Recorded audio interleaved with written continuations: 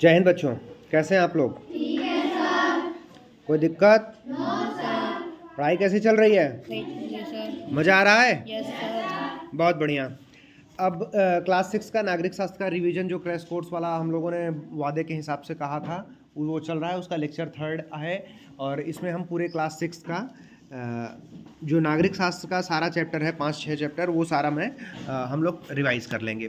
पहला चैप्टर करते हैं, सभी जन एक हैं। भारत को विविधताओं का देश क्यों कहा जाता है? क्योंकि इसके विभिन्न भागों में अलग अलग भौगोलिक एवं जलवायु की स्थितियाँ पाई जाती हैं।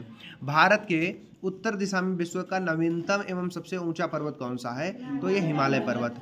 ये भारत के उत्तर दिशा में है और ये सबसे नवीनतम है, सबसे नया, लेटेस्ट है। भारत में सबसे ज़्यादा वर्षा वाला कौन सा क्षेत्र है? तो वो है मौसिनराम, मेघालय में पड़ता है। अब मेघालय की राजधानी आप लोग कमेंट करके मुझे तुरंत बताइए। भारत में लगभग कितनी भाषाएं बोली जाती हैं?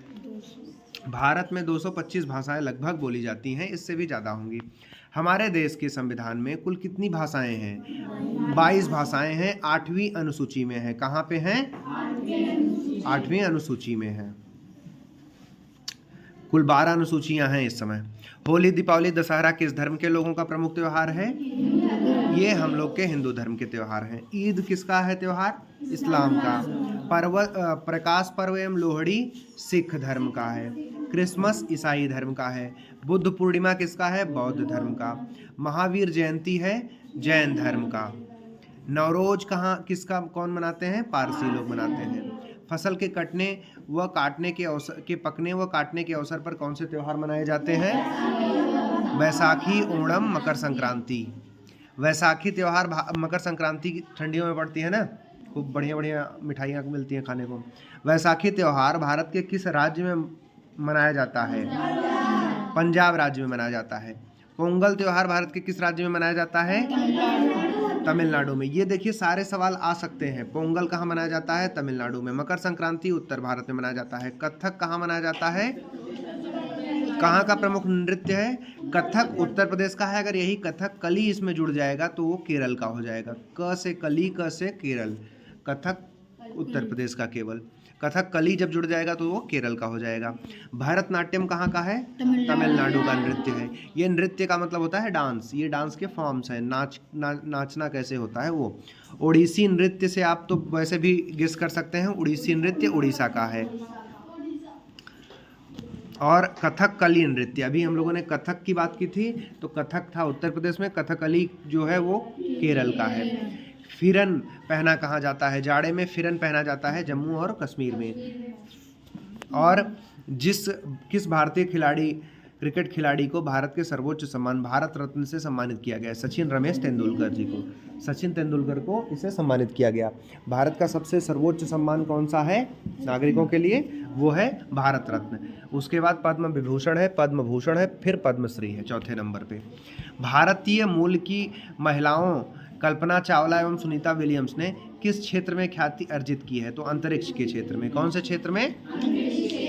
शिक्षा का अधिकार किस आयु वर्ग के बच्चों को दिया जाता है? 6 से 14 वर्ष के बच्चों को। 6 साल से 14 साल के बीच का जो बच्चा है वो बच्चे को मुफ्त में सरकार शिक्षा देती है। स्कूलों में आप लोग की फीस लगती है? नहीं लगती। आपको ड्रेस, बैग, यूनिफॉर्म, किताब, कॉपी सब मिलता है सरकार की तरफ से? बिल्कुल। बाल श्रम अधिनियम निषेध एवं विनियमन कानून लागू किया गया जिसके तहत बाल मजदूरी एक अपराध माना गया। ये सन 1986 में, 1986 में। मदर टेरेसा व मेधा पाटेकर किस क्षेत्र में प्रसिद्ध हुई, ख्याति प्राप्त की? समाज सेवा में। इंदिरा गांधी, सरोजनी नायडू, सुचेता कृपलानी, विजय लक्ष्मी पंडित, प्रतिभा पाटिल, ये सब किस क्षेत्र में? राजनीति से जुड़ी हुई हैं। हमारे राष्ट्रीय ध्वज को क्या कहते हैं? तिरंगा। हमारे राष्ट्रीय ध्वज में कितने रंग हैं? 3 रंग। इसीलिए इसे तिरंगा कहते हैं। केसरिया, सफ़ेद, हरा। राष्ट्रीय ध्वज में केसरिया रंग का क्या महत्व है? केसरिया बलिदान का प्रतीक है और सफ़ेद शांति का। हरा हमारी धरती की हरियाली को दर्शाता है। राष्ट्रीय ध्वज के बीच में बना चक्र, जो चक्र है वो किस चीज़ का है, किस रंग का है? वो नीले रंग का है। राष्ट्रीय ध्वज के बीच में बने चक्र में कितनी तीलियां हैं? 24 तीलियां हैं। ये सारे सवाल आ सकते हैं, पूछ लेगा राष्ट्रीय ध्वज के बीच में बने चक्र में कितनी तीलियां हैं। ऑप्शन दे देगा 12, 14, 18, 24, तो आपको क्या मारना होगा? 24। राष्ट्रीय ध्वज के बीच में बने चक्र का क्या महत्व है? ध्वज के बीच में बना चक्र उन्नति की ओर अग्रसर होने का प्रतीक है। राष्ट्रीय ध्वज की लंबाई व चौड़ाई का अनुपात 3:2 है, 3:2 है। भारत का राष्ट्रगान क्या है? जन गण मन। भारत के राष्ट्रगान के रचयिता कौन है? रविन्द्रनाथ टैगोर। और आपको जानकारी हो, अमार सोनार बंगला बांग्लादेश का राष्ट्रगीत है और इसके भी रचयिता रविन्द्रनाथ टैगोर जी हैं। इनको 1913 में नोबेल प्राइज़ दिया गया। गीतांजलि इन्होंने एक नॉवेल लिखा, उसके लिए इनको एक उपन्यास लिखा, उसके लिए इनको नोबेल प्राइज़ दिया गया। विश्व का सबसे माना जाना सबसे प्रतिष्ठित जो पुरस्कार माना जाता है वो 1913 में इनको मिला। और बांग्लादेश का भी राष्ट्रगान इन्होंने लिखा है, भारत का भी राष्ट्रगान इन्होंने लिखा है। भारत के राष्ट्रगान की अवधि क्या है? 52 सेकेंड। कितने देर में हमें बोलना होता है? लेकिन आप लोग कितने जल्दी जल्दी बोलना चाहते हैं।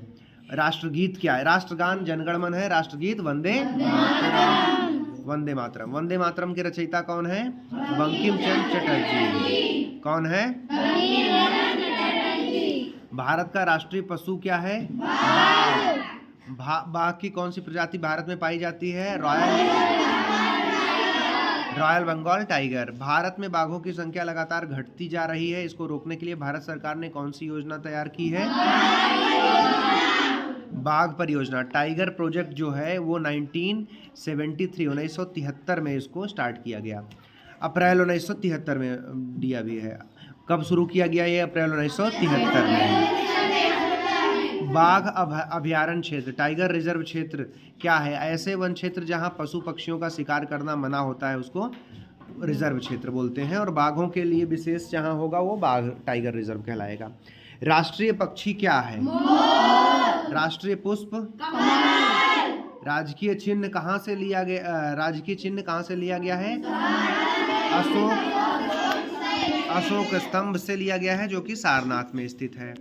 राज चिन्ह में भारत के क्या बना हुआ है? 4 सिंह हैं। शेर के भारत के, जैसे ये भी सवाल पूछता है, भारत के राज चिन्ह में कितने शेर हैं? कितने सिंह हैं? 4 हैं। 3 दिखाई देते हैं, एक पीछे की तरफ बैठा रहता है। प्रत्येक सिंह का मुंह पूरब, पश्चिम, उत्तर, दक्षिण दिशा की तरफ रहता है। इसके नीचे एक पट्टी है जिसके बीच में एक चक्र है।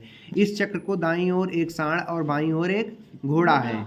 इस स्तंभ में देवनागरी लिपि में सत्यमेव जयते लिखा है, जिसका अर्थ होता है सत्य की ही विजय होती है। सत्यमेव जयते जो लिखा है ये कहाँ से लिया गया है? मुंडको उपनिषद से लिया गया है। कहाँ से लिया गया है? हाँ, एक उपनिषद से लिया गया है। कौन सा उपनिषद का नाम है? मुंडको उपनिषद। किस राज्य की मुख्य भाषा उड़िया है? उड़ीसा राज्य की भाषा उड़िया है। उड़ीसी नृत्य भी आपने देखा, नाच कहाँ उड़ीसी नृत्य नाच होता है? उड़ीसा में होता है। किस राज्य में महात्मा गांधी का जन्म हुआ था? गुजरात के राजकोट पोरबंदर में हुआ था उनका जन्म, 2 अक्टूबर 1869 में। अस्पृश्यता की भावना दूर करने में जिन लोगों ने अपना योगदान दिया उनके नाम बताइए।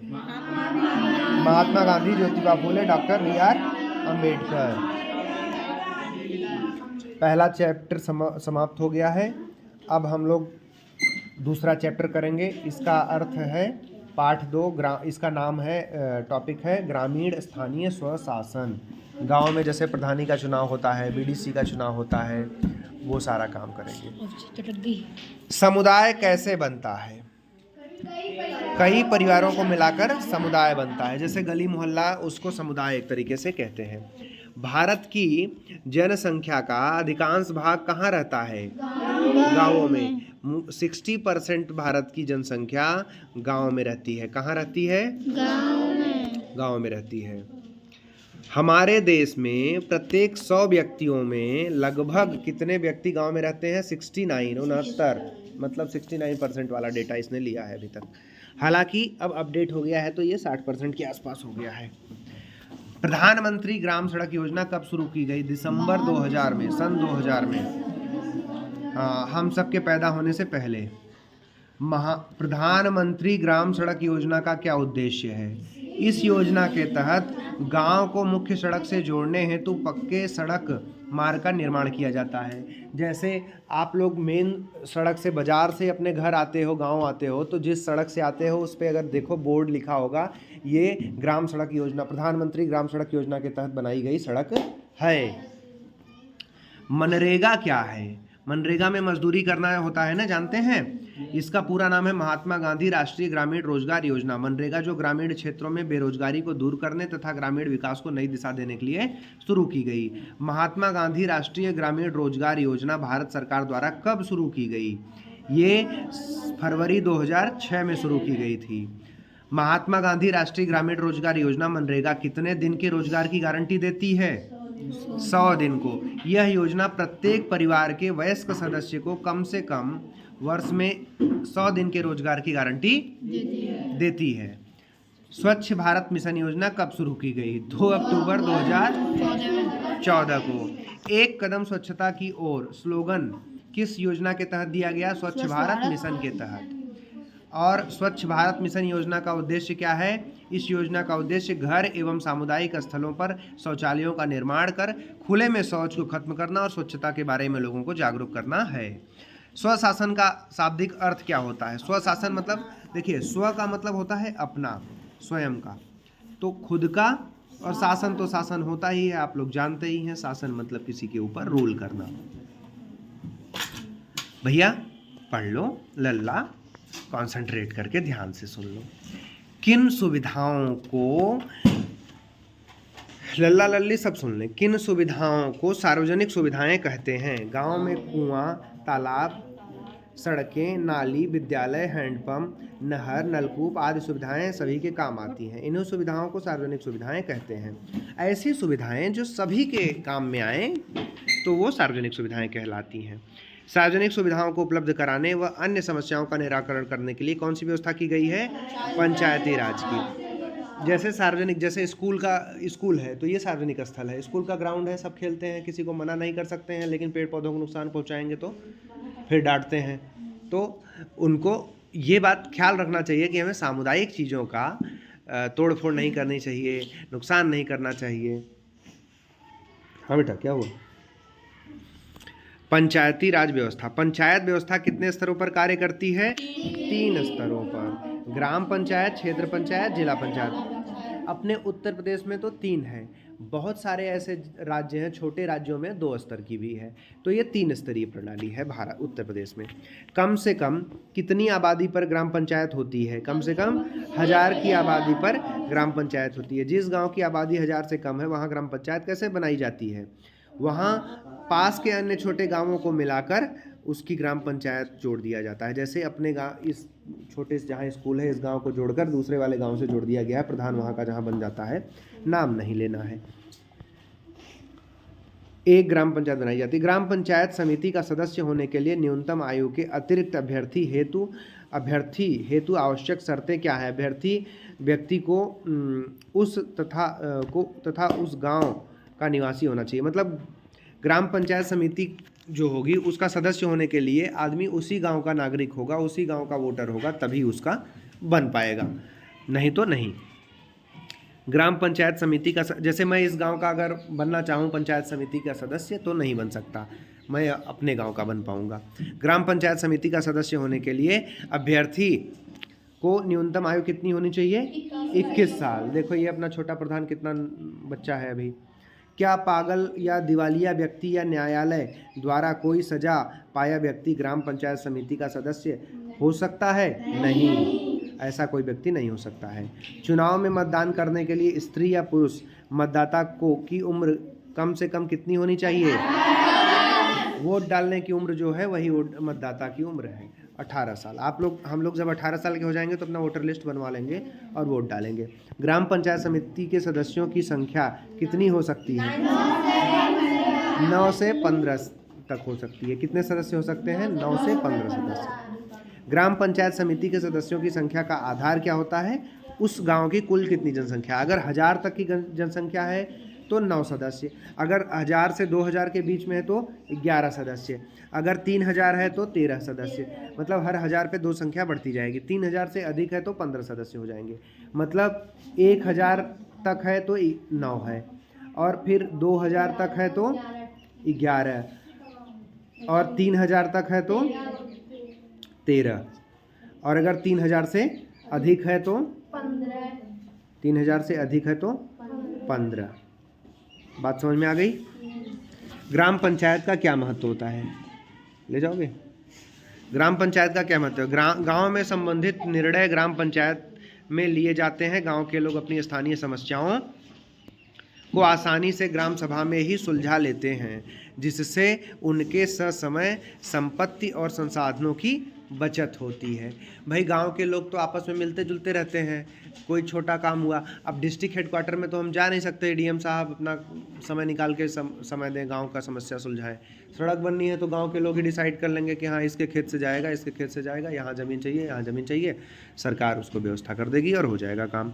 ग्राम पंचायत के सदस्य कितने वर्ष के लिए चुने जाते हैं? 5 वर्षीय योजना होती है, 5 वर्ष के लिए। ग्राम पंचायत का ग्राम प्रधान का चुनाव कौन करता है? ग्राम प्रधान का चुनाव मतदाता द्वारा उस गांव के निवासियों द्वारा होता है। जो उस गांव के वोटर होते हैं वोट डाल के करते हैं। उप प्रधान का चुनाव कैसे होता है? ग्राम पंचायत समिति के सदस्यों में से एक सदस्य को बहुमत से उप प्रधान के लिए चुना जाता है। ग्राम प्रधान की अनुपस्थिति में कौन कार्य करता है? उप प्रधान कार्य करता है। ग्राम प्रधान, उप प्रधान पंचायत समिति के सदस्य किसके द्वारा चुने जाते हैं? गांव की जनता के द्वारा। ग्राम पंचायत के प्रधान को क्या कहते हैं? जनता का प्रतिनिधि कहते हैं। गांव की जनता की सुख सुविधाओं की देखरेख व गांव की दशा को सुधारने की जिम्मेदारी किसकी होती है? ग्राम पंचायत की। ग्राम पंचायत का सचिव कौन होता है? ग्राम पंचायत अधिकारी, जिसे सेक्रेटरी भी कहा जाता है। ग्राम पंचायत अधिकारी, सेक्रेटरी, ये सचिव होता है। उसी को सचिव जी कहते हैं, उसी को ग्राम पंचायत अधिकारी कहते हैं, उसी को सेक्रेटरी जी भी कहते हैं। सरकार द्वारा दी जाने वाली आर्थिक सहायता को क्या कहते हैं? अनुदान कहते हैं। अनुदान कहते हैं बालक, अनुदान। ग्राम पंचायत को अनुदान कौन देता है? माननीय उत्तर प्रदेश सरकार। क्षेत्र पंचायत और जिला पंचायत। क्षेत्र, जिस राज्य में आप है उस राज्य की सरकार देती है। क्षेत्र पंचायत और जिला पंचायत क्या होता है ये देखते हैं। कई गांवों को मिलाकर क्या बनता है? विकास खंड, जिसको ब्लॉक भी कहते हैं। क्या कहते हैं? ब्लॉक, खंड, खंड विकास खंड। विकास खंड को अन्य किस नाम से जानते हैं? विकास क्षेत्र या ब्लॉक के नाम से। क्षेत्र पंचायत सदस्यों को क्या कहते हैं? बीडीसी, ब्लॉक डेवलपमेंट काउंसलर, उनको कहते हैं। बीडीसी का फुल फॉर्म है ब्लॉक डेवलपमेंट काउंसलर। कुछ गांव में महिलाओं के लिए आरक्षित सीट का क्या अर्थ है? उस गांव से केवल महिलाएं ही पंचायत सदस्य का चुनाव लड़ सकती हैं। जैसे महिला के लिए आरक्षण हो जाएगा, महिला सीट हो गई। कई बार ऐसे कहते हैं ना, महिला हो गई तो महिला ही चुनाव लड़ेगी। आप लोग तब लड़ेंगी जब महिला सीट हो जाएगी, ठीक है। अब जैसे 1/3 है महिलाओं के लिए, 1/3। पंचायत प्रमुख कैसे चुना जाता है?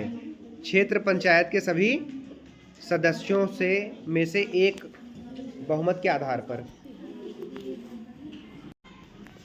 पंचायत प्रमुख कैसे चुना जाता है? क्षेत्र पंचायत के सभी सदस्यों में से बहुमत के आधार पर। पंचायत प्रमुख को अन्य किस नाम से जाने जाते हैं? ब्लॉक प्रमुख के नाम से। क्षेत्र पंचायत का सदस्य बनने के लिए कितनी आयु चाहिए? 21 वर्ष। क्षेत्र पंचायत में सदस्यों को कितने वर्ष के लिए चुना जाता है? 5 साल के लिए। क्षेत्र पंचायत का सचिव कौन होता है? खंड विकास अधिकारी या बीडीओ होता है। और इसका चयन यूपीपीएससी या लोक सेवा आयोग से होता है। प्रदेश की लोक सेवा आयोग पीसीएस की जो परीक्षा होता है, प्रोविंशियल सिविल सर्विसेज, उससे होता है। जिले की सभी क्षेत्र पंचायतें मिलाकर क्या बनती हैं? जिला पंचायत बनती हैं। जिला पंचायत के सदस्य कितने वर्ष के लिए चुने जाते हैं? 5 वर्ष के लिए। जिला पंचायत की एक बैठक कितने समय के भीतर होनी जरूरी है? 3 महीने में एक बैठक होनी जरूरी है। जिला पंचायत के अध्यक्ष का चुनाव कैसे होता है? जिला पंचायत सदस्यों के द्वारा बहुमत। अब इसका जो जिला पंचायत का सचिव होता है वो कौन होता है? सीडीओ होता है जनरली, या तो डीपीआरओ होता है, डिस्ट्रिक्ट पंचायती राज अधिकारी जो होता है वो पीसीएस से चुना जाता है।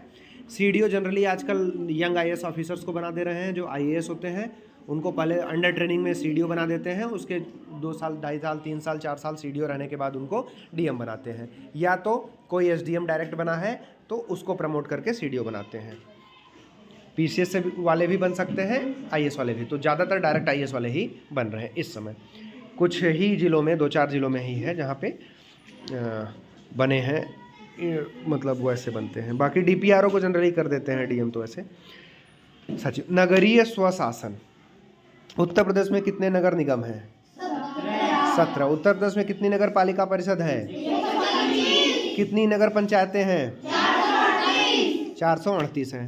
शहरी क्षेत्र की स्थानीय स्वशासन, देखिए नगर निगम 17 हैं, नगर पालिका परिषद है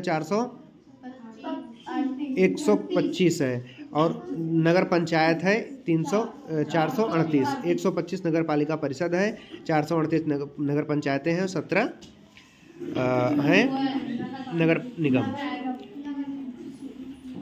अब देखिए इसकी भी बता दूं, चलिए बता दूं। नगर निगम का जो कमिश्नर होता है वो जनरली आईएएस ऑफिसर होता है या सीनियर ब्यूरोक्रेट होता है, सीनियर पीसीएस ऑफिसर्स होते हैं। नगर पालिका परिषद में जनरली क्या होता है, ईओ फर्स्ट को रखा जाता है, अधिशासी अधिकारी, जिसको एग्जीक्यूटिव ऑफिसर बोलते हैं। नगर पंचायत में ईओ ग्रेड सेकंड को रखा जाता है। इनका चयन पीसीएस या लोअर पीसीएस से, या आप तो यूपी ट्रिपल एससी से करने लगे हैं। शहरी क्षेत्र की स्थानीय स्वशासी संस्थाएं, और आजकल तो उस पर डेपुटेशन पे भी भेज रहे हैं। अभी आया है नोटिफिकेशन, जो 4200 ग्रेड पे या उससे ऊपर वाले हैं और 5 साल की सर्विस हो गई है, वो उसमें जा सकते हैं एग्जीक्यूटिव के लिए। नगर पंचायत, स्थानीय शहरी क्षेत्र की स्थानीय स्वशासन की संस्थाएं बताइए। नगर पंचायत, नगर पालिका परिषद, नगर निगम, 3 तरीके की होती हैं। नगर निगम बहुत बड़ा वाले होता है, नगर पालिका उससे छोटा वाला, फिर सबसे छोटा नगर पंचायत। कितनी जनसंख्या वाले शहर को नगर पंचायत बनती है? 5000 से 1 लाख की जनसंख्या होगी तो वहाँ पे नगर पंचायत बनेगी। अगर एक नगर पंचायत में सदस्यों की संख्या 10 से 24 के बीच में हो सकती है। कितनी जनसंख्या वाले शहर में नगर पालिका बनती है? 1 लाख से 5 लाख के बीच में अगर शहर की आबादी है तो उसमें नगर पालिका परिषद बनेगी। नगर पालिका में सदस्यों की संख्या 25 से 55 तक होती है। और कितनी जनसंख्या वाले शहर को नगर निगम बनाता है? 5 लाख से अधिक जनसंख्या वाले को नगर निगम बनाते हैं। नगर निगम में सदस्यों की संख्या कितनी होती है?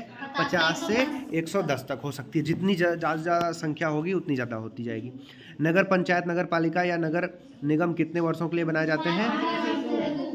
5 वर्षों के लिए। नगर पंचायत, नगर पालिका, नगर निगम के सदस्यों के चुनाव में कम से कम कितनी आयु के वर्ष वोट डाल सकते हैं? तो वोट किसी को डालना हो तो 18 साल की उम्र होती है।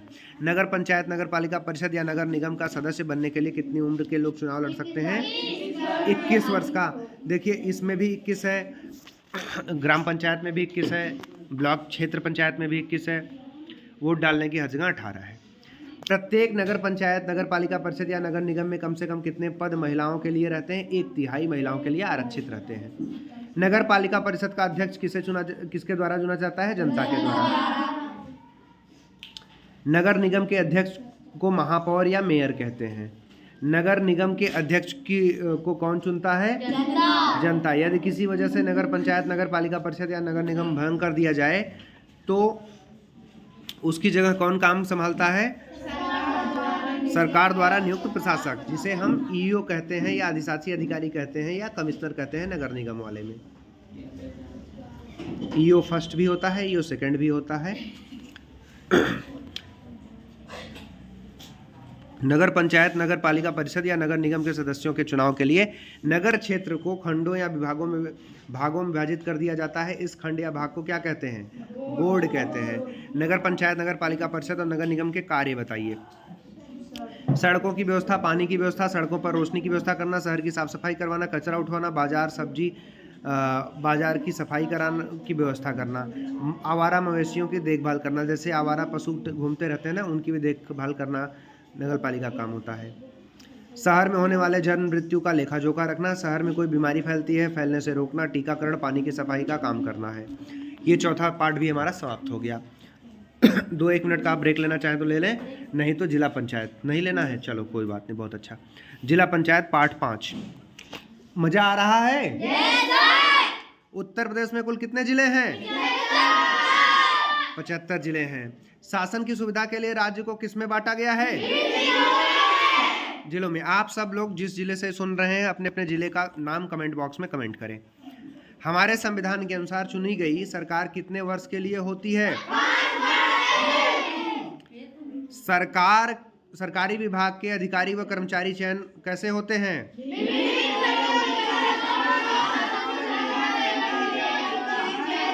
विभिन्न प्रतियोगी परीक्षाओं, साक्षात्कार एवं मेधा सूची चयन प्रक्रिया के द्वारा होता है। जैसे यूपीपीएससी लेता है, यूपीएससी लेता है, एसएससी लेता है, यूपीएससी लेता है, उन सब के द्वारा चुने जाते हैं। राज्य सरकार द्वारा बनाए गए नियम, कानून एवं योजनाओं को जिले में कौन लागू करते हैं? जिलाधीश, तहसीलदार, लेखपाल। जिले के समस्त अधिकारियों की सहायता से जिले का शासन कौन चलाता है? जिलाधिकारी, जिसे हम क्या कहते हैं? डीएम कहते हैं, डिस्ट्रिक्ट मजिस्ट्रेट या कलेक्टर साहब, जिला कलेक्टर। जिला प्रशासन के कौन कौन से कार्य होते हैं? जिले में शांति व्यवस्था बनाए रखना, भूमि व्यवस्था जैसे भूमि माप, खसरा, खतौनी का रखरखाव एवं लगान की वसूली करना, नागरिक सुविधा व सभी को विकास के समान अवसर प्रदान करना। भूमि पर खेती करने वालों से लिया जाने वाला कर, टैक्स को क्या कहते हैं? लगान या भू राजस्व या मालगुजारी। खेतों की संख्या, रकबे, क्षेत्रफल के विवरण से क्या संबंधित है? खतौनी।